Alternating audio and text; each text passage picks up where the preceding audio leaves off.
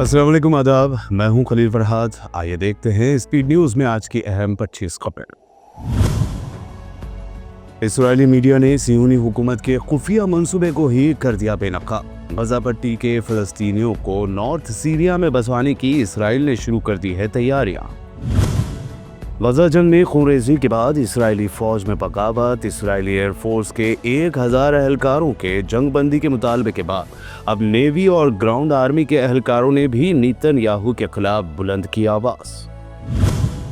Hamas के साथ Israel के पहले मरहले की सीज़फायर डील के बाद अमेरिका से होनी थी हमास की बातचीत, लेकिन इसराइल ने साजिश से इसे बनाया नाकाम। अमेरिकन सीनेटर एडम बोहलर का सनसनीखेज दावा। ईरान के जौहरी प्रोग्राम को रोकने के लिए ना बनी बात तो इसराइल की क़यादत में अमेरिका कर देगा ईरान पर हमला। अमेरिकी सदर डोनाल्ड ट्रंप की नई धमकी ने मचाई हलचल। अमेरिका में एक और फिजाई हादसा। शहर न्यूयॉर्क के दरियाए हडसन में अचानक गिर गया हेलीकॉप्टर। स्पेन से ताल्लुक़ रखने वाली फैमिली के 3 बच्चों समेत 6 अफराद हुए हलाक। बच्चों को मोबाइल की लत और गैर अखलाकी कंटेंट से दूर रखने के लिए फॉरेन में बरती जा रही है खास एहतियात। इंग्लैंड के 90% स्कूल्स में मोबाइल फ़ोन पर लगा दिया गया बैन। हिंदुस्तान के शहरियों की हेल्थ को लेकर आई चौंकाने वाली और तशवीशनाक रिपोर्ट। लैंसेट ने 2024 की रिपोर्ट में कहा, कैंसर के बाद मोटापे का शिकार होने से तशवीश में रहते हैं हिंदुस्तानी शहरी। मुकेश अंबानी का 15 करोड़ रुपए का घर एंटेलिया भी वक्फ प्रॉपर्टी पर है बना। असदुद्दीन ओवैसी का दावा, कहा वक्फ कानून बनने के बाद क्या मोदी सरकार मुकेश अंबानी से ये घर खाली करवा पाएगी। वक्फ कानून पर बीजेपी को अपनी ही दोस्त पार्टियों से मिल रही है मुखालिफत। एनडीए में शामिल जेडीयू और मणिपुर की एनपीपी ने सुप्रीम कोर्ट में वक्फ एक्ट के खिलाफ दाखिल की दरख्वास्त। 26/11 हमले के मुलजिम तहव्वुर राना को एनआईए ने ले लिया अपनी गिरफ्त में। महाराष्ट्र के डिप्टी सीएम अजित पवार ने कहा, तहव्वुर से पता चलेगा इस हमले का हुक्म किसने और क्यों दिया। तहव्वुर राना की मीडिया कवरेज और इस पर चल रही बहस को नौजवान कांग्रेस लीडर कन्हैया कुमार ने बताया बीजेपी की चाल। कहा, मोदी सरकार के वादों को पूरा करने में नाकामी से जनता का भटकाया जा रहा है ध्यान। वक्फ बिल को कानून बनाने में मोदी सरकार की मदद करने के इल्जामात सह रहे चंद्रबाबू नायडू ने कहा, सोशल मीडिया पर जो करेगा कैरेक्टर असैसिनेशन, उसका होगा वो आखिरी दिन।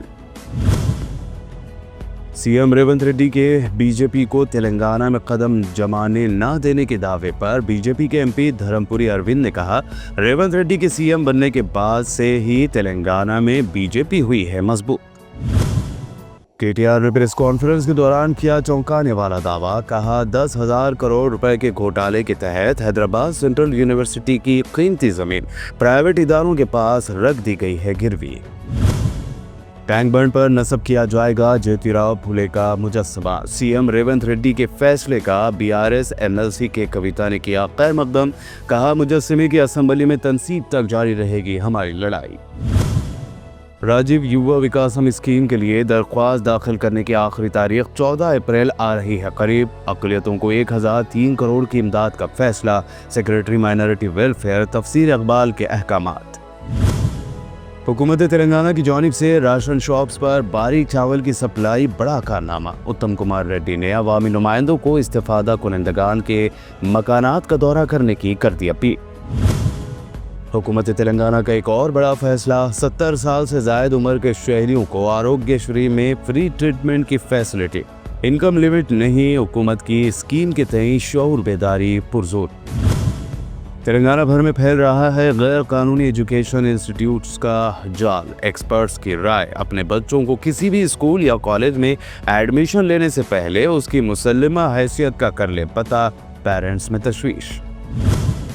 हाइड्रा पर लग रहे रियल एस्टेट डाउनफॉल की वजह बनने के इल्जाम को कमिश्नर रंगनाथ ने किया मुस्तरद। कहा, रियल एस्टेट सेक्टर के डाउन होने के लिए हाइड्रा नहीं है जिम्मेदार।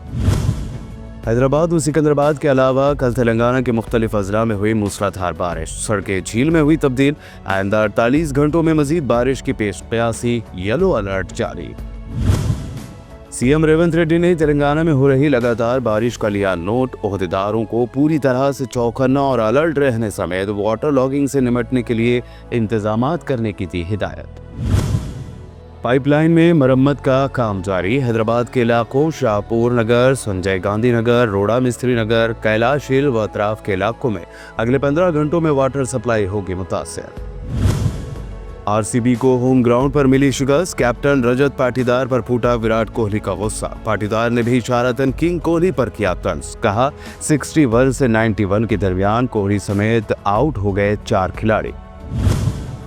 और सोने ने लगाई लंबी छलांग। 10 ग्राम 22 कैरेट सोने की कीमत हुई 87,450 रुपीस, जबकि 24 कैरेट सोना 95,400 रुपीस। चांदी की कीमत 1,08,000 रुपए फी किलो। 25 अहम खबरों पर मुश्तमिल स्पीड न्यूज की ये वीडियो आपको कैसी लगी और कौन सी खबर आपको सबसे ज्यादा पसंद आई, हमें कमेंट करके जरूर बताइए। हमारे चैनल को सब्सक्राइब और इस वीडियो को अपने दोस्तों के साथ शेयर जरूर करें। शुक्रिया।